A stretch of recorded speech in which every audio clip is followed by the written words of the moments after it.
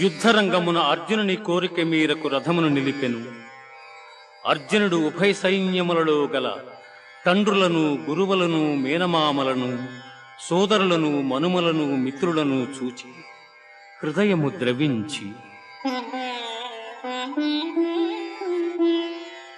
నకాంక్షే విజయం కృష్ణ నచ రాజ్యం సుఖాని చ కిం నో రాజ్యేన గోవింద కిం భోగైర్జీవితేన వా కిం భోగైర్జీవితేన